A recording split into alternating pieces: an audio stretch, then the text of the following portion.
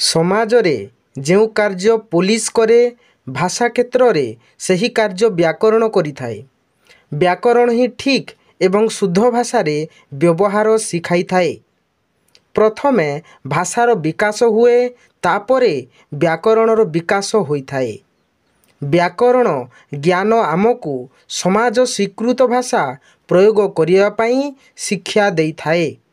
କିନ୍ତୁ କେବଳ ବ୍ୟାକରଣର ନିୟମ ଜାଣିଲେ ଜଣେ ଭାଷା ଶିକ୍ଷା କରିପାରିବ ନାହିଁ। ଏଥିପାଇଁ ବ୍ୟବହାରିକ ଅଭ୍ୟାସର ଆବଶ୍ୟକତା ରହିଛି। ଭାରତ ମୋ ମାତୃଭୂମି ଅଟେ। ଇଣ୍ଡିଆ ଇଜ୍ ମାଇ ମଦରଲ୍ୟାଣ୍ଡ। ତା'ର ମିଠା ଏବଂ ହସ ହସ ମୁହଁ ସବୁବେଳେ ମୋ ସମ୍ମୁଖରେ ରହିଥାଏ। Her sweet and smiling face is always before me. Bharat ଏକ ମହାନ ଦେଶ ଅଟେ। India is a great country.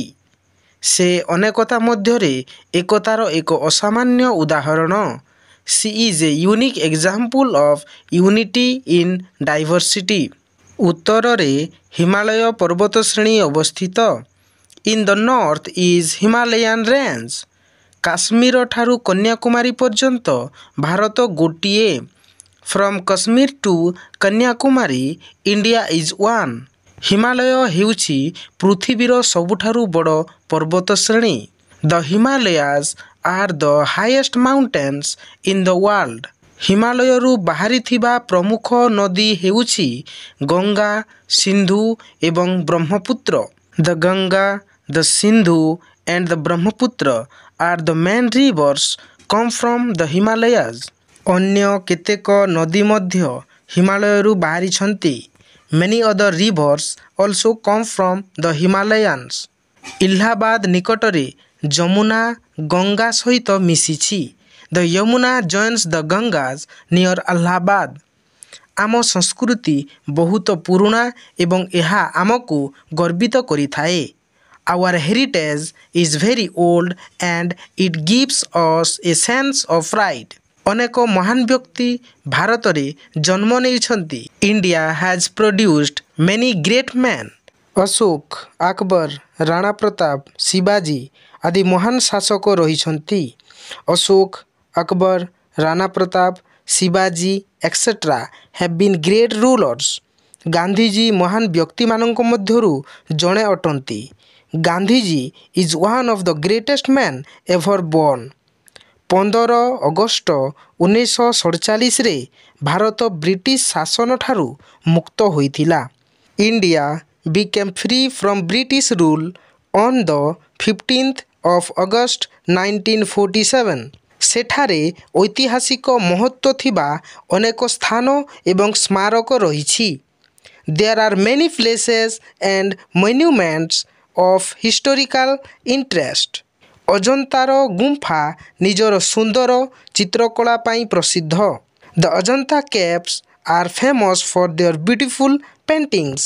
Qutub Minar ହେଉଛି ଦିଲ୍ଲୀର ଏକ ପ୍ରସିଦ୍ଧ tower. The Qutub Minar is a famous tower in Delhi. Taj Mahal ସାରା ପୃଥିବୀରେ ପ୍ରସିଦ୍ଧ। The Taj Mahal is famous all over the world. ଆମର ଅନେକ ରାଷ୍ଟ୍ରୀୟ ପର୍ବ ରହିଛି। We have many national festivals. 15 August ହେଉଛି ସାଧାରଣତନ୍ତ୍ର ଦିବସ। 15th August is independence day. ପ୍ରତିବର୍ଷ 26 ଜାନୁଆରୀରେ ଆମେ ଗଣତନ୍ତ୍ର ଦିବସ ପାଳନ କରୁ। We celebrate republic day on January 26 every year. ଆମ ଜାତୀୟ ସଙ୍ଗୀତକୁ ରବୀନ୍ଦ୍ରନାଥ ଟ୍ୟାଗୋର ଲେଖିଥିଲେ। Our national anthem was composed by Rabindranath Tagore.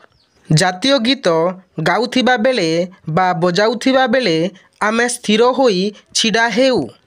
We stand at attention when the national anthem is played or sung. ଭାରତର ଚାରିପାଖରେ ଅନେକ ଦେଶ ରହିଛି। There are a number of countries around India.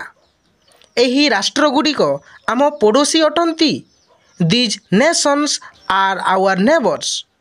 ଆମ ଦେଶ ଏକ ଶାନ୍ତିପ୍ରିୟ ରାଷ୍ଟ୍ର ଅଟେ। Our country is a peace loving nation. ଆମର ପଡ଼ୋଶୀମାନଙ୍କ ସହିତ ବନ୍ଧୁ ସମ୍ପର୍କ ରହିଛି। We have friendly relations with our neighbours. आमे एहाकु अधिक मजबूत करिया पाई चेष्टा करूछु। मु मो देश पाई गर्वित।